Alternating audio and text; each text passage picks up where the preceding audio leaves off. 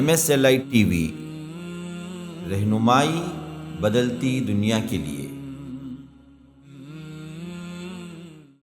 ایک بدعاتی سے زیادہ نقصان اٹھانے والا کوئی اور نہیں۔ بدعاتی اللہ کا راستہ سمجھ کر اس راستے میں اپنا مال لگاتا ہے، اپنی جان لگاتا ہے، اپنا وقت لگاتا ہے، محنتیں لگاتا ہے، پسینہ بہاتا ہے، خون بہاتا ہے۔ انہی لوگوں کا اللہ تعالیٰ نے اس آیت میں تذکرہ کیا، عمل کرنے کے بعد بھی آخرت میں نقصان اٹھانے والے ہی لوگ ہیں۔ پیارے نبی محمد صلی اللہ علیہ وسلم نے ہمیں تعلیم دی ہے اور سنت قرار دیا ہے کہ اذان کے بعد درود پڑھا جائے، اور درود کے بعد دعا پڑھنے کی تعلیم دی۔ اللہم رب هذه الدعوت التامہ، اس دعا کو پڑھنے کا حکم دیا۔ اب اگر کوئی آدمی اذان کے بعد درود پڑھنا ہے، اسی وقت کو جو ہے اس نے مقدم کیا، اذان سے پہلے کوئی مائک میں درود پڑھتا ہے اور درود کے بعد اذان دیتا ہے، اس نے وقت کو بدلا، اسی کا نام بدعت ہے۔ ایک لکڑ آ رہا تھا مدینے میں، اور وہ جو ہے 12 سال سے اسے بہت بڑی فقیری لائق ہوئی تھی۔ اس کے خواب میں امام جعفر صادق رحمت اللہ علیہ آئے، کہا کہ 22 رجب کو میرے نام کے کنڈے کرنا، تمہاری زندگی سے ساری فقیری ختم ہو جائے گی، اگر فقیری ختم نہیں ہوگی میرا دامن ہوگا، آخرت میں تمہارا ہاتھ ہوگا۔ نعوذ باللہ۔ امام جعفر صادق رحمت اللہ علیہ اہل بیت میں سے ذی علم شخصیت ہے، ان کی طرف یہ منسوب کرنا ایک بہت بڑی سازش ہے۔ ماہ رجب سے ان کا کوئی تعلق نہیں۔ ماہ رجب کی 22 تاریخ کو نہ ان کی پیدائش ہوئی ہے نہ وفات ہوئی ہے، تاریخ اٹھا کے پڑھیے۔ ہاں، ان کی زندگی سے تعلق نہیں ہے۔ کس کی زندگی سے تعلق ہے؟ 22 رجب کو ایک جلیل القدر صحابی حضرت معاویہ بن ابی سفیان رضی اللہ عنہ کی وفات ہوئی۔ دشمنان اسلام اب یہ حضرت معاویہ رضی اللہ عنہ کی وفات پر لوگوں کو مٹھائی تقسیم کیا، اور دیکھا دیکھی یہ ہر سال تقسیم ہو رہا تھا۔ لوگوں نے پوچھا کہ اس طرح کیوں کر رہے ہو؟ تو اس بات کو ان لوگوں نے امام جعفر صادق رحمت اللہ علیہ کی طرف منسوب کیا اور ایک خواب کا قصہ گھڑ لیا۔ جو انسان ان بدعاتوں خرافات کے خلاف ہاتھ سے کوشش کرتا ہے، ہاتھ سے روکنے کی کوشش کرتا ہے، وہ مومن ہے۔ جو آدمی ان بدعات و خرافات کو اپنی زبان سے روکنے کی کوشش کرتا ہے، وہ مومن ہے۔ جو انسان ان بدعات و خرافات کو ہاتھ سے تو نہیں روک سکا، زبان سے تو نہیں روک سکتا، اور دل سے تو اسے برا سمجھ کے جو ہے اپنے آپ کو بچاتا ہے، فہو مؤمن، وہ مؤمن ہے۔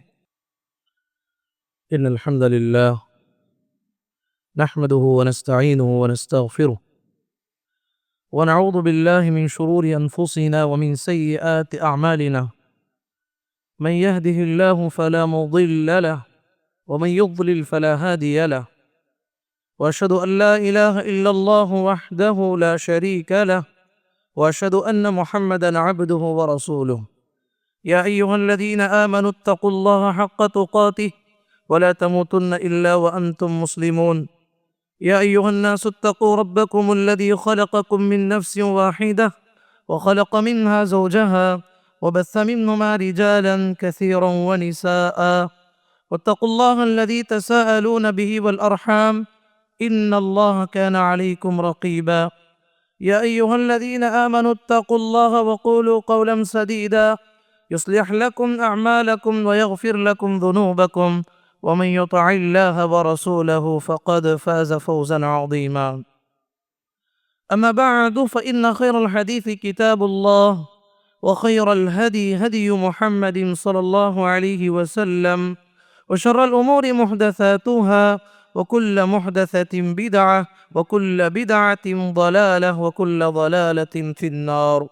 أعوذ بالله السميع العليم من الشيطان الرجيم، من همزه ونفخه ونفثه.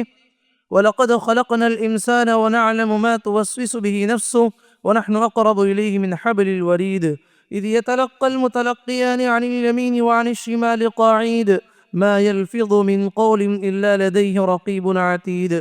وجاءت سكرة الموت بالحق، ذلك ما كنت منه تحيد، ونفخ في الصور، ذلك يوم الوعيد. وجاءت كل نفس معها سائق وشهيد لقد كنت في غفلة من هذا فكشفنا عنك غطاءك فبصرك اليوم حديد وقال قرينه هذا ما لدي عتيد ألقيا في جهنم كل كفار عنيد مناع للخير معتد مريب الذي جعل مع الله إلها آخر فألقياه في العذاب الشديد قال قرينه ربنا ما أطغيته ولكن كان في ضلال بعيد قال لا تختصموا لدي وقد قدمت إليكم بالوعيد ما يبدل القول لدي وما أنا بظلام للعبيد وقال عز وجل قل هل ننبئكم بالأخسرين أعمالا الذين ضل سعيهم في الحياة الدنيا وهم يحسبون أنهم يحسنون صنعا. حاضرین جمعہ اور پردہ نشین خواتین اسلام، ہر قسم کی تعریف، کبریائی و بڑائی، حمد و ثنا اس اللہ وحدہ لا شریک کے لیے لائق و زیبا ہے۔ اس نے اس عظیم کائنات کو ایک عظیم مقصد کے لیے پیدا فرمایا۔ بے شمار درود و سلامتی نازل ہو اللہ کی تمام پیغمبروں پر، بالخصوص میرے اور آپ کے آخری پیغمبر جناب محمد الرسول اللہ صلی اللہ علیہ وسلم پر۔ حضرات، خطبہ مسنونہ کی بات میں نے آپ لوگوں کے سامنے سورۃ الکہف کی ایک آیت پڑھی ہے۔ اس آیت میں اللہ تبارک و تعالیٰ نے ارشاد فرمایا قُلْ هَلْ نُنَبِّئُكُمْ بِالْأَخْسَرِينَ أَعْمَالًا الَّذِينَ ضَلَّ سَعْيُهُمْ فِي الْحَيَاةِ الدُّنْيَا وَهُمْ يَحْسَبُونَ أَنَّهُمْ يَحْسِنُونَ صُنْعًا۔ اے پیغمبر آپ کہہ دیجئے، اے پیغمبر آپ سنا دیجئے کہ بتاؤ، کیا میں تمہیں نہ بتاؤں عمل کے اعتبار سے سب سے زیادہ گھاٹے میں کون ہے؟ عمل کر کے بھی نقصان اٹھانے والے، عمل کر کے بھی گھاٹے میں رہنے والے کون لوگ ہیں؟ یہ وہ لوگ ہیں جو دنیاوی زندگی میں انہوں نے بہت زیادہ محنت کی ہے، اسی دنیا میں ان کی ساری کوششیں بیکار جائیں گی اور وہ یہ گمان کر رہے ہوں گے کہ ہم بہت اچھا کام کر رہے ہیں۔ حضرات، ان آیتوں میں اللہ تبارک و تعالیٰ نے ان لوگوں کا تذکرہ فرمایا ہے جو لوگ دنیا میں بہت اچھے کام کرتے ہیں، لیکن یہ سمجھتے ہیں کہ ہم بہت اچھے کام کر رہے ہیں، لیکن عمل کرنے کے بعد گھاٹا اٹھانے والے، نقصان میں پڑے رہنے والے لوگ ہیں۔ کون لوگ ہیں جو عمل کے بعد بھی گھاٹے میں رہنے والے، عمل کے بعد بھی نقصان میں پڑے رہنے والے کون ہیں؟ یہ کئی طرح کے لوگ ہو سکتے ہیں۔ عمل کے بعد بھی گھاٹے میں رہنے والے لوگوں میں سر فہرست وہ لوگ ہیں جن کے عمل کی بنیاد توحید پر نہ ہو، جن کے عمل کی بنیاد توحید پر نہ ہو، بہت اچھے کام کر رہے ہیں، نیکیوں میں آگے بڑھ رہے ہیں، لوگوں کی مدد کر رہے ہیں، مگر اللہ پر ان کا ایمان نہیں ہے، شرک پر قائم ہے، عمل کر کے بھی آخرت میں نقصان اٹھانے والے ہیں۔ پیارے نبی محمد الرسول اللہ صلی اللہ علیہ وسلم سے صحابہ نے عبداللہ بن جدعان کے بارے میں پوچھا، اے اللہ کے نبی آپ کا کیا خیال ہے؟ عبداللہ بن جدعان زمانے جاہلیت کا اتنا بہترین انسان، جس کی خیر سے، جس کی بھلائیوں سے صحابہ متاثر تھے، جو بھی اس کے پاس جاتا خالی ہاتھ نہیں آتا، کھلانے والا، پلانے والا، غریبوں کی، یتیموں کی، مسکینوں کی، بیواؤں کی مدد کرنے والا انسان، اس کے بارے میں آپ کا کیا خیال ہے؟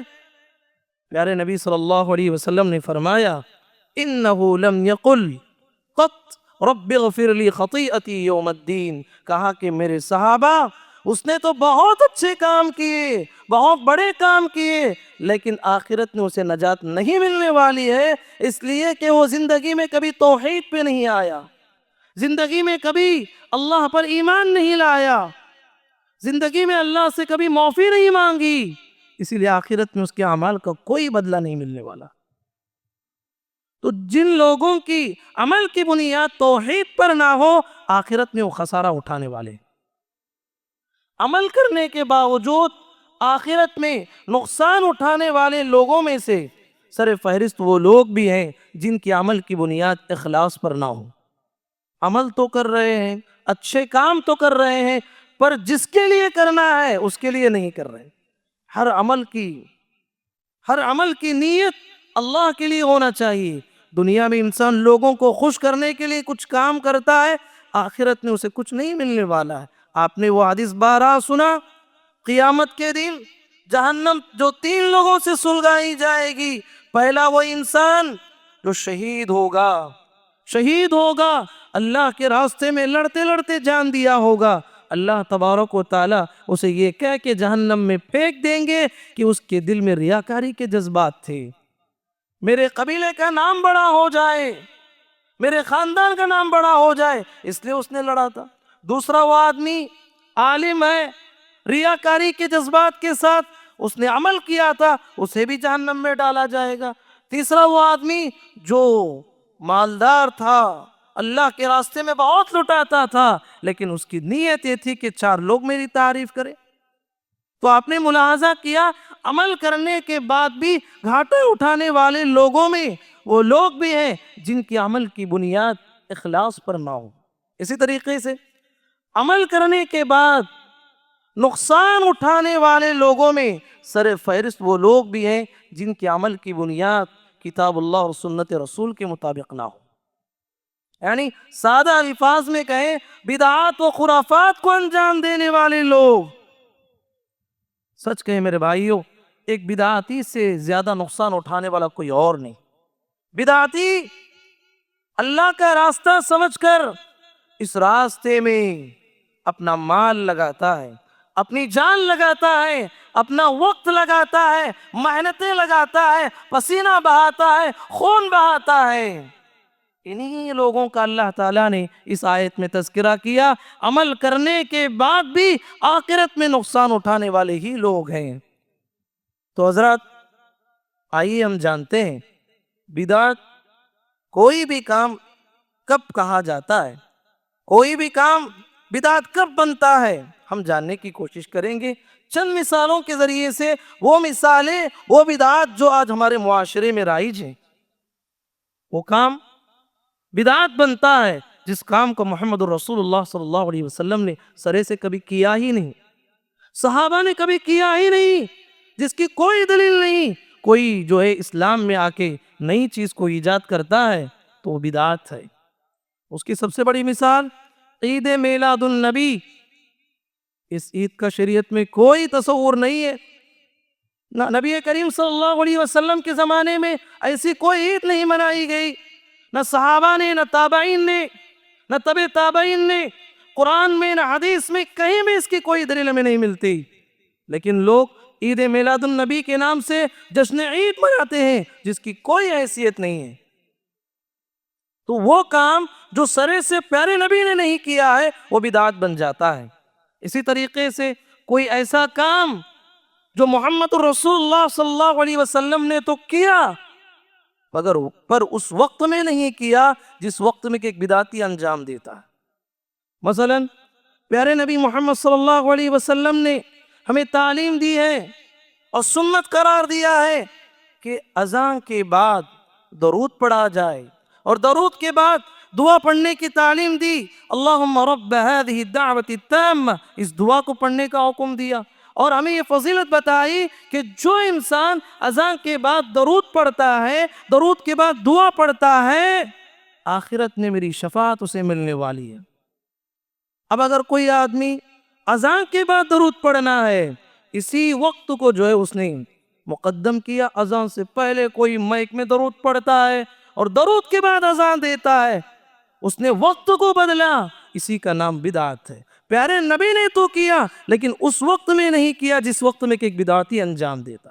ہاں وہ کام پیارے نبی صلی اللہ علیہ وسلم نے تو کیا، اس جگہ نہیں کیا جس جگہ ایک بدعتی انجام دیتا. پیارے نبی نے تعلیم دی ہے ہمیں، نماز میں کھڑے ہوتے ہو سورہ فاتحہ پڑھنے کو واجب قرار دیا، ایک رکن قرار دیا، اور کہا کہ لا صلاۃ لمن لم یقرأ بفاتحۃ الکتاب. کہا کہ نماز میں کھڑے ہو، فرض نماز ہو، نفل نماز ہو، جنازے کی نماز ہو، استخارہ کی نماز ہو، دنیا کی کوئی بھی نماز پڑھتے ہو، ہر نماز کے لیے سورہ فاتحہ کا پڑھنا واجب ہے. لیکن اگر کوئی آدمی اسی فاتحہ کو نماز میں تو نہیں پڑھتا لیکن کھانے پہ پڑھتا ہے، مٹھائیوں پہ پڑھتا ہے، پیارے نبی نے تو کیا لیکن اس جگہ نہیں کیا جس جگہ ایک بدعتی انجام دے رہا ہے، جگہ بدلنے سے بھی وہ کام بدعت ہو جاتا ہے۔ ہاں، پیارے نبی صلی اللہ علیہ وسلم نے تو ایک کام کیا، اس شکل میں نہیں کیا جس شکل میں ایک بدعتی انجام دیتا ہے، شکل کو بدل دینے سے بھی وہ کام بدعت بن جاتا ہے۔ مثال کے طور پر پیارے نبی صلی اللہ علیہ وسلم نے فرمایا انما الاعمال بالنیات، اعمال کا دار و مدار نیتوں پر ہے، ہر عمل کے لیے نیت شرط ہے۔ آپ نماز کے لیے کھڑتے ہیں، نیت کرنا ہے کہ کون سی نماز پڑھ رہے ہیں، لیکن اگر کوئی آدمی اسی نیت کو شکل بدل دیتا ہے، الفاظ کے ذریعے سے ادا کرتا ہے، زبان کے ذریعے سے ادا کرتا ہے، اسی کا نام بدعت ہے، اسی کا نام بدعت ہے۔ میں فلاں امام کے پیچھے واسطے اللہ کے خیر و الفاظ ہمیں یاد نہیں کہ ایک انسان الفاظ پہ جو ہے الفاظ کے ذریعے سے نیت ادا کرتا ہے، اسی کا نام بدعت ہے۔ عبداللہ بن مسعود رضی اللہ تعالیٰ عنہ کے پاس کچھ لوگ آئے، کہا کہ عبداللہ بن مسعود فلاں مسجد میں لوگ بیٹھے ہوئے ہیں، لوگوں کے ایک بہت بڑے حلقے لگے ہوئے ہیں، اس میں لوگ جو ہے اللہ کا ذکر کر رہے ہیں، اللہ کو یاد کر رہے ہیں۔ عبداللہ بن مسعود رضی اللہ تعالیٰ عنہ وہاں پہنچے، ایک حلقہ لگا ہوا ہے، لوگ بیٹھے ہوئے ہیں، اور اس میں ایک آدمی کہتا ہے لوگوں سبحان اللہ پڑھو 100 مرتبے، سب لوگ کنکریوں پہ سبحان اللہ پڑھ رہے ہیں، اور کسی نے کہا کہ لا الہ الا اللہ 100 مرتبے پڑھو، اور کنکریوں پہ 100 مرتبے پڑھ رہے ہیں۔ عبداللہ بن مسعود رضی اللہ تعالی عنہ مسجد میں داخل ہوئے، ان لوگوں کو ڈانٹتے ہوئے کہا کہ اے نادانو، میرے نبی کا کفن نبی میلا نہیں ہوا ہے، اس سے پہلے دین نے بدعتوں کو ایجاد کر لیے۔ لوگوں نے کہا عبداللہ بن مسعود اتنے غصے میں آنے کی ضرورت کیا ہے، ہم کوئی بڑا گناہ کر رہے ہیں، کوئی غلطی کر رہے ہیں، ذکر تو کر رہے ہیں، اللہ کا ذکر تو کر رہے ہیں، ما اردنا الا الخیر، ہمارا ارادہ تو نیکی کا ہے۔ تو عبداللہ بن مسعود رضی اللہ تعالیٰ عنہ نے فرمایا وَكَم مِّن مُّرِيدٍ لِلْخَيْرِ لَن يُصِيبُهُ، کہا کہ دنیا میں کتنے لوگ ایسے ہیں خیر کے نام پہ، اچھائی کے نام پہ بہت کام کرتے ہیں، لیکن انہیں کوئی آخرت میں اس کا بدلہ نہیں ملنے والا۔ تم لوگ جس شکل میں ذکر کر رہے ہو، جن کنکریوں پہ ذکر کر رہے ہو، پیارے نبی صلی اللہ علیہ وسلم نے پوری زندگی میں ہمیں یہ شکل نہیں سکھائی جو شکل کی تم آج اپنائے ہو۔ تو حضرات، یہ بدعت کی چند شکلیں ہیں، آئیے ہم جانتے ہیں کوئی آدمی بدعت کو اپناتا ہے اس کے کیا کیا نقصانات ہیں، اس کے کیا کیا نقصانات ہیں، بہت زیادہ نقصانات ہیں۔ اگر کوئی آدمی بدعت و خرافات میں ملوث ہو جاتا ہے، یاد رکھیے یہی بدعت و خرافات انسان کو شرک تک لے جاتی ہے، انسان کو شرک تک پہنچا کے رہتی ہیں۔ ایک آدمی بدعت میں ملوث ہے، بدعت کے کاموں میں چلا جا رہا ہے، قریب ہے کہ وہ شرک میں مبتلا ہو جائے۔ جس سماج میں بدعت کا دورہ ہو رہا ہے، قریب ہے کہ وہ معاشرہ شرک تک پہنچ جائے۔ جس ماحول میں جس ماحول میں بدعت کا ماحول چل پڑا ہے، قریب ہے کہ وہ شرک تک چلے جائے۔ یاد رکھیے شیطان انسان کا ازلی دشمن ہے، اس کی بڑی کوشش ہوتی ہے کہ انسان کو کسی بھی لحاظ سے گمراہ کرے، اس کی کوشش ہوتی ہے کہ انسان کو دین کے نام پہ گمراہ کرنے کی کوشش کرتا ہے۔ اللہ تبارک و تعالیٰ سے اس نے چیلنج کر کے آیا ہے ثم لَأَقْعُدَنَّ لَهُمْ صِرَاطَكَ الْمُسْتَقِيمَ، کہا کہ پروردگارا انسانوں کو میں گمراہ کروں گا، صراط مستقیم پہ بیٹھ کے گمراہ کروں گا، صراط مستقیم پہ بیٹھ کے گمراہ کروں گا۔ اسی کا نام لے کے وہ لوگوں کو گمراہ کر رہا ہے۔ اب دیکھیے قوم نوح کی تاریخ پڑھیے، نوح علیہ السلام کی تاریخ پڑھیے۔ نوح علیہ السلام کی قوم میں یہ بگاڑ شرک کا بدعت کے ذریعے سے آیا۔ نوح علیہ السلام کی قوم میں ود، یغوث، سواع، نصر، یہ سب لوگ جو کہ اللہ تعالیٰ نے قرآن مجید میں سورۃ النوح میں ذکر کیا ہے، یہ اس زمانے کے بہت بڑے نیک لوگ تھے، اللہ والے لوگ تھے، جسے دیکھتے ہی اللہ یاد آ جاتا تھا۔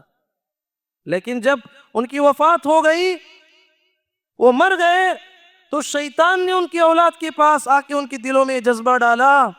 بڑے بڑے بزرگ تھے, بڑے بڑے نیک لوگ تھے, کتنا ہی اچھا ہوگا کہ ان کے مجسمے بنا لو, اور نیت یہ ہے کہ انہیں دیکھتے ہی اللہ یاد آ جائے, کوئی اور نیت نہیں ہے. اسی بنیاد پر قوم نوح کی بہت سارے لوگوں نے مجسموں کو بنایا. وہ جو بڑے بڑے بزرگ تھے ان کے مجسموں کو بنایا, بس انہیں دیکھتے تھے, کوئی شرک کا کام تو نہیں کرتے تھے. لیکن جب ایک زمانہ گزر گیا, نسل گزر گئی, تو اس کے بعد کی جو نسلیں آئیں ان کے دل میں شیطان نے ایک خیال ڈالا, کہا کہ تمہارے آبا و اجداد ان بتوں کے سامنے, ان اسٹیچو کے سامنے جو ہے سجدے کیا کرتے تھے, ان سے مانگا کرتے تھے. تو وہاں سے شرک کا فتنہ شروع ہوا, وہ فتنہ جو ان پوری قوم کی تباہی کا ذریعہ بن گیا. تو جو آدمی بدعات کو اپناتا ہے قریب ہے کہ وہ شرک تک چلے جائے. اللہ تعالیٰ نے فرمایا فَلْيَحْذَرِ الَّذِينَ يُخَالِفُونَ عَنْ أَمْرِهِ أَن تُصِيبَهُمْ فِتْنَةٌ أَوْ يُصِيبَهُمْ عَذَابٌ أَلِيمٌ. ڈرنا چاہیے ان لوگوں کو جو حکم رسول کی مخالفت کرتے ہیں, قریب ہے کہ وہ فتنے میں مبتلا ہو جائیں. اکثر مفسرین نے یہاں فتنے سے مراد شرک لیا ہے, کہ جو انسان پیارے نبی صلی اللہ علیہ وسلم کی خلاف ورزی کرتا ہے, بدعات و خرافات میں مبتلا ہوتا ہے, قریب ہے کہ وہ انسان شرک تک چلے جائے. حضرات, بدعات کا ایک بہت بڑا نقصان انسان کے لیے یہ ہوگا کہ اللہ رب العالمین وہاں سے جہاں ایک بدعت آ جاتی ہے وہاں سے ایک سنت کو اٹھا لیتا ہے. جہاں بدعت آتی ہے وہاں سے اللہ تبارک و تعالی سنت کو اٹھا لیتا ہے, وہاں سنتیں مغلوب ہو جاتی ہیں. مثال کے طور پر آپ دیکھیے ملک ہندوستان کی کتنے مساجد ہیں, بہت ساری مسجدوں میں فرض نماز کے بعد اجتماعی طور پر دعائیں کی جاتی ہیں.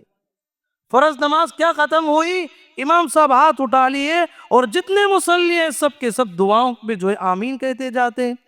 جب امام کی دعا ختم ہو جاتی ہے بہت سارے لوگ مسجد سے باہر نکل جاتے ہیں اور بہت سارے لوگ سنت پڑھنے لگتے ہیں. اب غور کیجئے, وہاں ایک سنت اٹھا لی گئی ہے, اذکار بعد الصلاۃ, نماز کے بعد کے جو اذکار ہیں, پیارے نبی صلی اللہ علیہ وسلم سلام پھیرنے کے بعد اللہ اکبر کہتے یا استغفر اللہ استغفر اللہ استغفر اللہ پڑھتے, اللہم انت السلام ومنک السلام تبارک یا ذا الجلال والاکرام رب اعنی علی ذکرک و شکرک و حسن عبادتک. دعائیں ہیں, آیت الکرسی پڑھتے, تسبیحات پڑھتے. اس سنت کو اللہ تبارک و تعالیٰ نے اٹھا لیا, یا وہ سنت مغلوب ہو گئی. کتنی مسجدیں ہیں جہاں یہ بدعت آنے کی وجہ سے ایک سنت ہٹ گئی. تو معزز بھائیوں, جہاں بدعتیں آتی ہیں وہاں سنتیں مغلوب ہو جاتی ہیں. بدعت کا ایک سب سے بڑا نقصان یہ ہے کہ دین میں منمانی کے انسان کو جذبات آگے بڑھاتے ہیں, دین میں منمانی انسان کرنے لگتا ہے. آپ دیکھیے کتنے لوگ ہیں فاتحہ خوانی کرتے ہیں, مٹھائی پہ جو ہے فاتحہ پڑھتے ہیں. اب ان کو جا کے لاکھ دلائل دیں, لاکھ سمجھائیں, قرآن سے دلیل پوچھیں, حدیث سے دلیل پوچھیں, پیارے نبی کی زندگی سے دلیل پوچھیں, ہزار سمجھائیں انہیں سمجھ میں نہیں آئے گا. وہ وہی کرنے والے ہیں جو ان کے باپ دادا سے چلتے ہوئے آ رہا ہے. یہ منمانی ہے دین میں, اتباع الدلیل کا مزاج ان کے اندر نہیں ہے.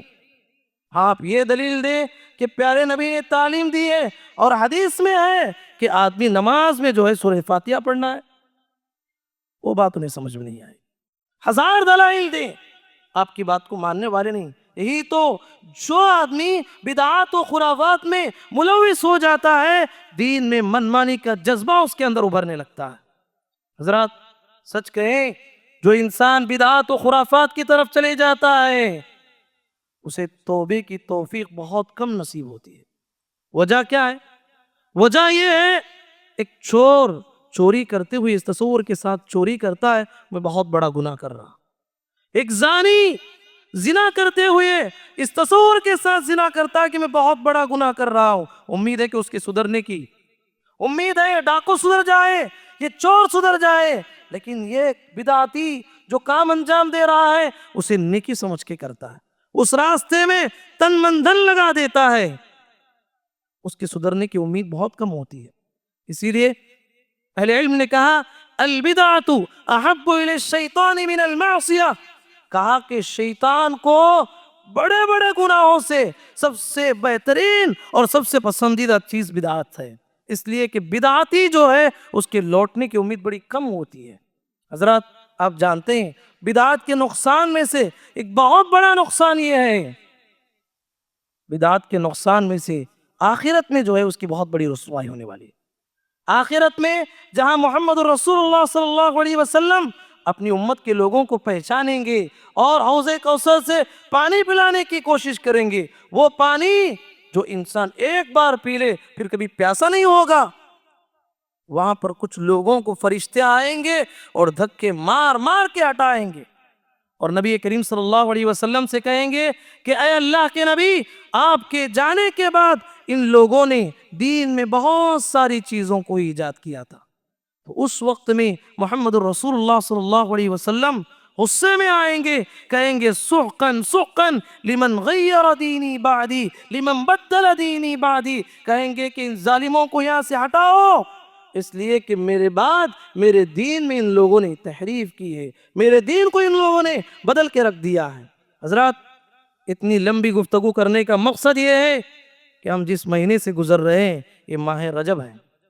ماہ رجب اشہر حرم میں سے ایک مہینہ ہے، یعنی 4 حرمت والے مہینوں میں سے ایک مہینہ ہے۔ اس مہینے میں انسانوں کو چاہیے کہ زیادہ سے زیادہ شریعت کی پابندی کریں، زیادہ سے زیادہ شریعت کی پابندی کریں، دیگر مہینوں کے مقابلے میں اللہ کا ذکر کریں، زیادہ سے زیادہ اللہ کو یاد کرنے کی کوشش کریں، بس اتنی ہی اس کی فضیلت ہے۔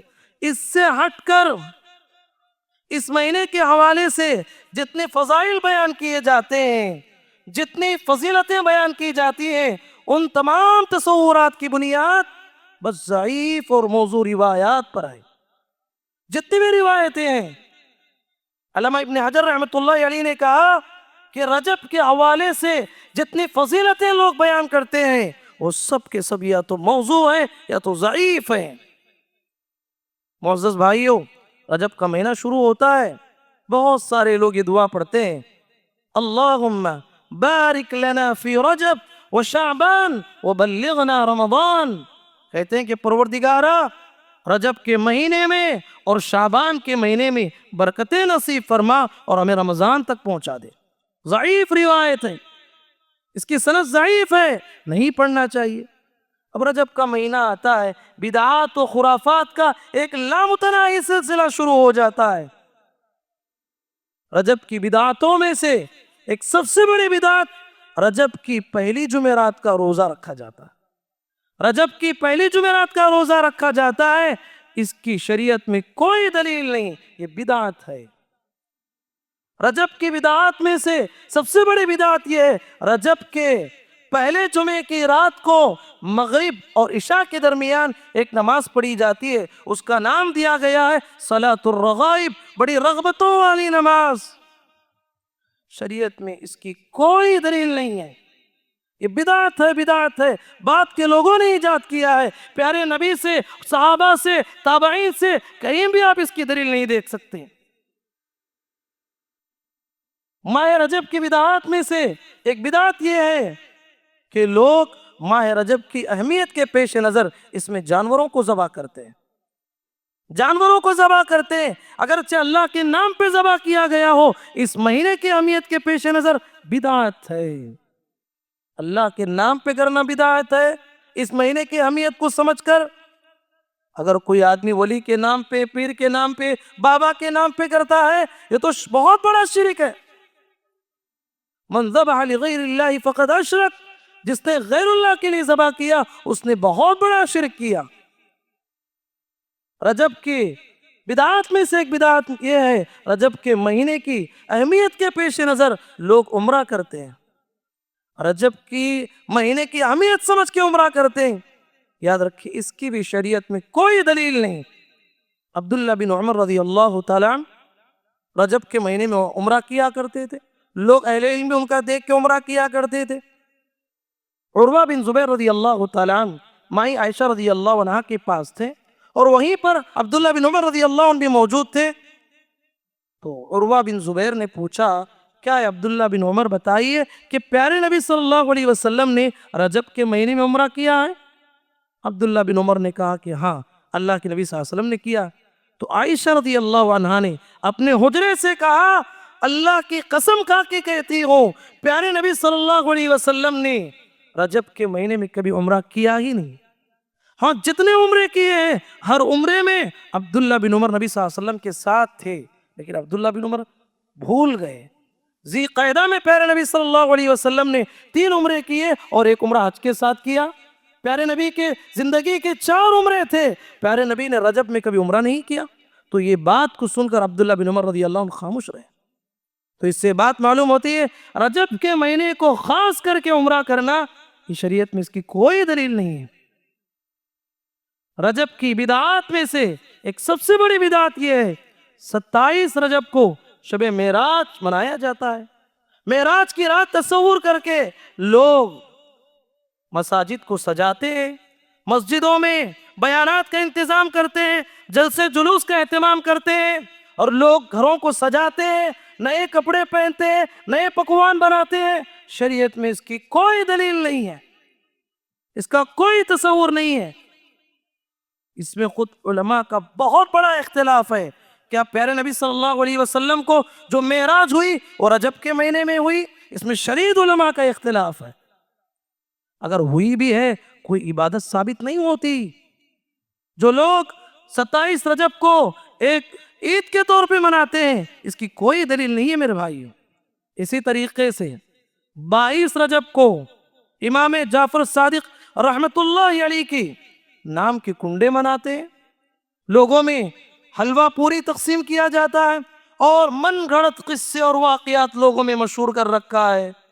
مدینے میں ایک لکڑا آ رہا تھا، ممبر رسول پہ ایسے واقعات بیان کرنے سے جو ہے ہمیں شرم آتی ہے۔ کیسے کیسے واقعات دین کے نام پہ داخل کیا گیا۔ ایک لکڑ آ رہا تھا مدینے میں، اور وہ جو ہے 12 سال سے اسے بہت بڑی فقیری لائق ہوئی تھی۔ اس کے خواب میں امام جعفر صادق رحمت اللہ علیہ آئے، کہا کہ 22 رجب کو میرے نام کے کنڈے کرنا، تمہاری زندگی سے ساری فقیری ختم ہو جائے گی۔ اگر فقیری ختم نہیں ہوگی میرا دامن ہوگا، آخرت میں تمہارا ہاتھ ہوگا۔ نعوذ باللہ۔ امام جعفر صادق رحمت اللہ علیہ اہل بیت میں سے ذی علم شخصیت ہے، ان کی طرف یہ منسوب کرنا ایک بہت بڑی سازش ہے۔ ماہ رجب سے ان کا کوئی تعلق نہیں۔ ماہ رجب کی 22 تاریخ کو نہ ان کی پیدائش ہوئی ہے نہ وفات ہوئی ہے، تاریخ اٹھا کے پڑھیے۔ ہاں ان کی زندگی سے تعلق نہیں ہے۔ کس کی زندگی سے تعلق ہے؟ 22 رجب کو ایک جلیل القدر صحابی حضرت معاویہ بن ابی سفیان رضی اللہ عنہ کی وفات ہوئی۔ دشمنان اسلام اب یہ حضرت معاویہ رضی اللہ عنہ کی وفات پر لوگوں کو مٹھائی تقسیم کیا، اور دیکھا دیکھیے یہ ہر سال تقسیم ہو رہا تھا۔ لوگوں نے پوچھا کہ اس طرح کیوں کر رہے ہو؟ تو اس بات کو ان لوگوں نے امام جعفر صادق رحمت اللہ علیہ کی طرف منسوب کیا اور ایک خواب کا قصہ گھڑ لیا۔ اصل پیچھے راز یہی ہے۔ کتنے لوگ ہیں میرے بھائیو، حضرت معاویہ رضی اللہ عنہ ایک بہت بڑے جلیل القدر صحابی ہیں۔ اس صحابی کے بارے میں کئی نوجوان ہیں، کئی لوگ ہیں جن کے بارے میں شکوک و شبہات ہیں، ان کے بارے میں سوال کیا جاتا ہے۔ سارے صحابہ جنتی، ہمارا ایمان ہے۔ عبداللہ بن مبارک رضی اللہ عنہ رحمت اللہ علیہ بیٹھے ہوئے تھے، ایک شخص آیا، آ کے سوال کیا، امام محترم بتائیے کیا عمر بن عبدالعزیز بہتر ہے رحمت اللہ علیہ یا حضرت معاویہ بہتر ہے رضی اللہ عنہ؟ کیوں؟ اس نے اس لیے سوال کیا، عمر بن عبدالعزیز رحمت اللہ علیہ کا جو دور گزرا علی منہاج النبوہ، نبوت کے طریقے کے مطابق انہوں نے حکومت کی ہے، اور حضرت معاویہ رضی اللہ عنہ کا زمانہ ایک فتنوں بھرا زمانہ تھا، آزمائش کا زمانہ تھا۔ سائل نے کہا وہ زمانہ بہتر ہے، یہ زمانہ بہتر ہے، معاویہ بہتر ہے رضی اللہ عنہ یا عمر بن عبدالعزیز بہتر ہے؟ عبداللہ بن مبارک رحمت اللہ علیہ نے اس شخص کو جواب دیتے ہوئے کہا، اے وہ شخص، ایک صحابی کو اور ایک تابعی کو ملانا چاہتے ہو؟ دونوں کا درجہ برابر ہو سکتا ہے؟ معاویہ رضی اللہ عنہ وہ جلیل القدر صحابی ہیں، کاتبین وحی میں ان کا شمار ہوتا، جیسے قرآن نازل ہوتا لکھنے والوں میں ان کا نام آتا ہے۔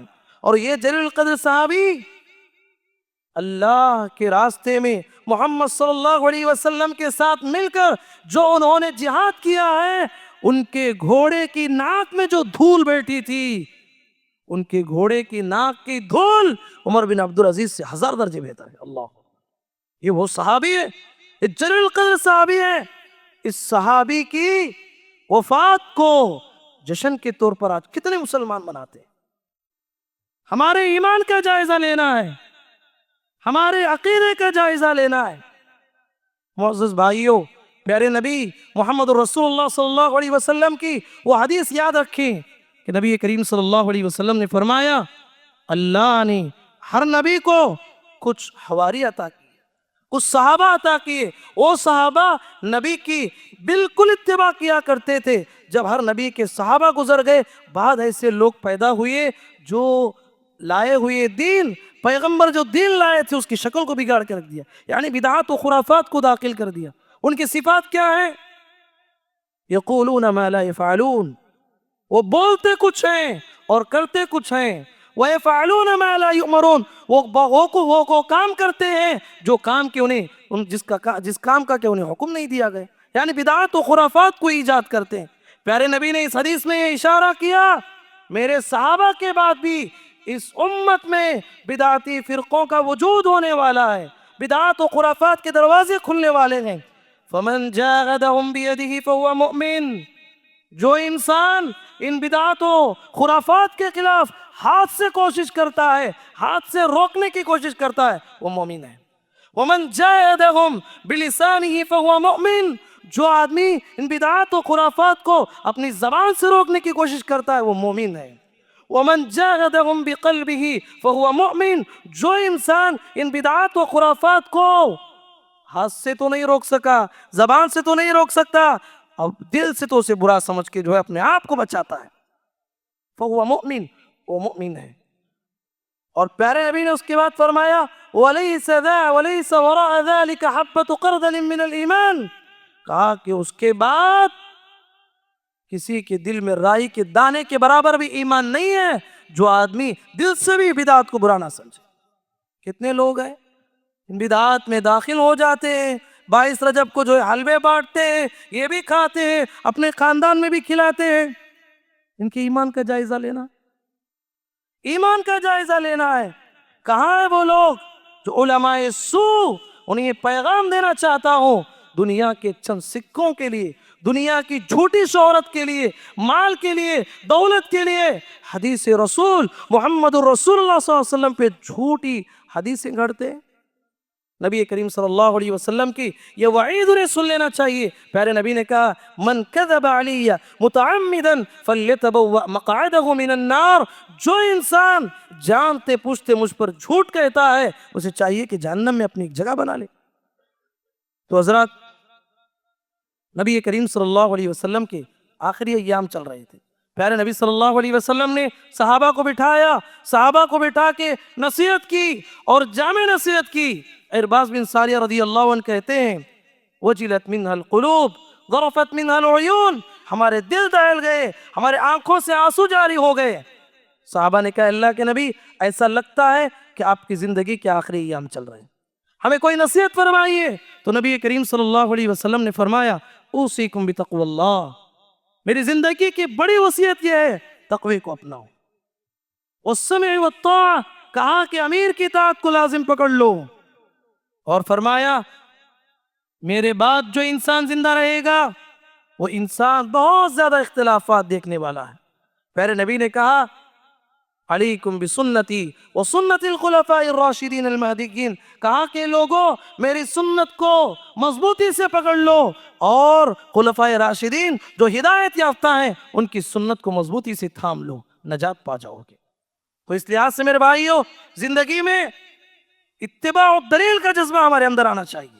دلیل سامنے آ گئی اس کو ماننے کی کوشش کرنا ہے اور اسی کے مطابق عمل کرنا ہے، منمانی نہیں۔ ہمارے آبا و اجداد، ہمارے بڑے لوگ کرتے تھے، اس طرح اگر کریں گے وہی انسان ایک دن شرک میں مبتلا ہو جائے گا اور آخرت میں جو ہے نجات نہیں پائے گا۔ تو یہ چند باتیں مجھے آپ کے سامنے رکھنی تھی۔ دعا ہے کہ اللہ تبارک و تعالیٰ کہنے والے اور سننے والوں کو پروردگار ہمیں سنت رسول کے مطابق عمل کرنے کی توفیق نصیب فرما۔ اے اللہ ہم تمام کو بدعات و خرافات سے اپنے آپ کو بچانے کی توفیق نصیب فرما۔ اے اللہ ہم تمام کو رسول اللہ صلی اللہ علیہ وسلم کے بتائے ہوئے طریقے کے مطابق عمل کرنے کی توفیق نصیب فرما۔ اللہم آمین۔ بارک اللہ لنا ولکم فی القرآن المجید ونفعنا وإیاکم بما فیہ من الآیات والذکر الحکیم انہ تعالی جواد کلیم ملک الرحیم رب حلیم۔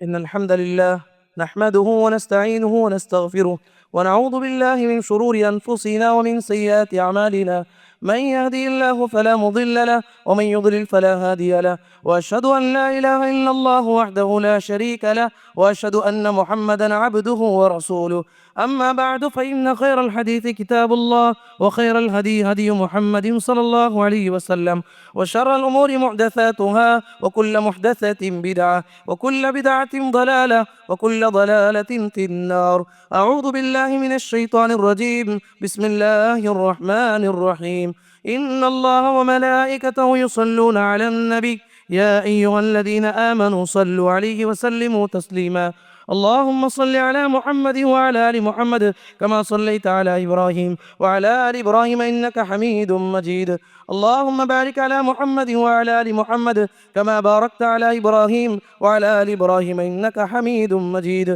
اللهم انصر من نصر دين محمد صلى الله عليه وسلم واجعلنا منهم آمين واخذل من خذل دين محمد صلى الله عليه وسلم ولا تجعلنا منهم آمين عباد الله رحمني ورحمكم الله إن الله يأمر بالعدل والإحسان وإيتاء ذي القربى وينهى عن الفحشاء والمنكر والبغي يعظكم لعلكم تذكرون اذكروا الله يذكركم وادعوه يستجب لكم ولذكر الله تعالى أعلى وأجل وأتم وأهم وأكبر والله يعلم ما تصنعون۔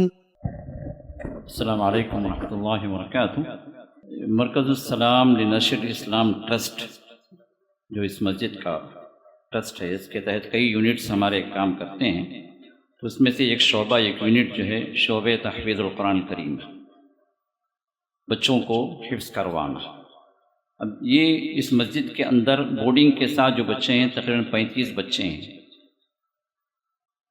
اور بورڈنگ کے بغیر جو بچے جو ہے اسکول میں ہمارے السلام اسکول میں جو پڑھ رہے ہیں تقریباً 40 بچے ہیں۔